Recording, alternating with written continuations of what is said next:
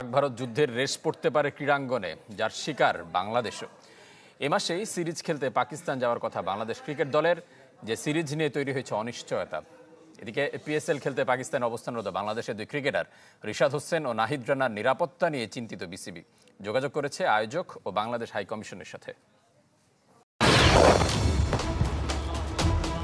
বুধবার সূর্যের আলো তখনও ফোটেনি, ভারতীয় বিমান বাহিনীর মুহুর্মুহু মিসাইল আক্রমণে কেঁপে ওঠে পাক অধিকৃত কাশ্মীরের মুজাফফরাবাদ ও কোটলি।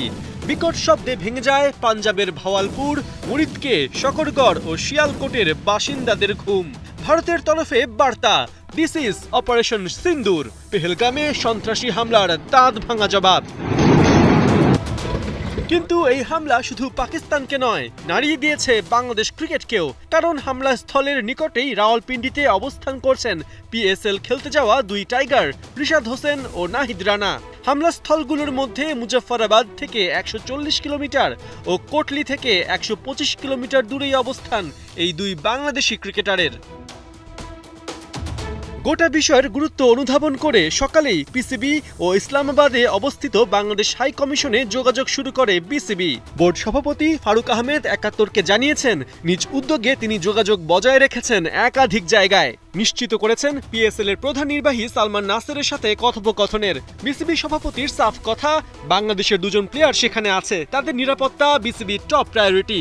জবাবে সালমান নাসের আশ্বস্ত করেছেন তারা পরিস্থিতি টেক কেয়ার করছে। পাশাপাশি ইসলামাবাদে বাংলাদেশ হাই কমিশনে ডিফেন্স অ্যাটাশে যিনি আছেন তার সাথেও যোগাযোগ রাখছে বিসিবির সিইও। ফারুক আহমেদ নিশ্চিত করেছেন দুই বোর্ডের মধ্যে নিবিড় যোগাযোগ চলছে। রিশাদের সাথে কথা হয়েছে, তিনি ঠিক আছেন। নাহিদের সাথেও দ্রুতই কথা হবে।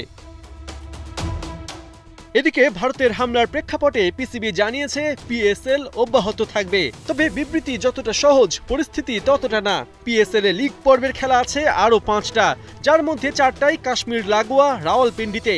পাক ভারতের পাল্টাপাল্টি হামলায় টিম হোটেলের নিরাপত্তা নিয়ে বিসিবির কনসার্ন পাকিস্তান ক্রিকেট বোর্ডকে জানানোর কথা স্বীকার করেছেন cricket operations chairman Nazmul Abedin Fahim. পিসিবির সাথে লাগাতার যোগাযোগের মাধ্যমে নিয়মিত আপডেট নেবার বিষয়টি নিশ্চিত করেছেন বিসিবির এই কর্তা।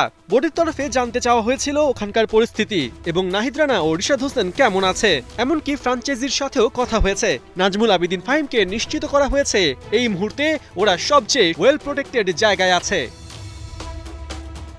পিএসএল তো আছেই, ২৫ মে থেকে পাকিস্তানে শুরু হবে পাক বাংলাদেশ ৫ ম্যাচের টি-20 সিরিজ। সে লক্ষ্যে মিরপুরে পুরো দমে চলছে টাইগারদের অনুশীলনও। Cricket operations chairman Nazmul Abedin Fahim জানিয়েছেন, ন্যাশনাল টিমের প্ল্যানে এখনই কোনো পরিবর্তন নয়।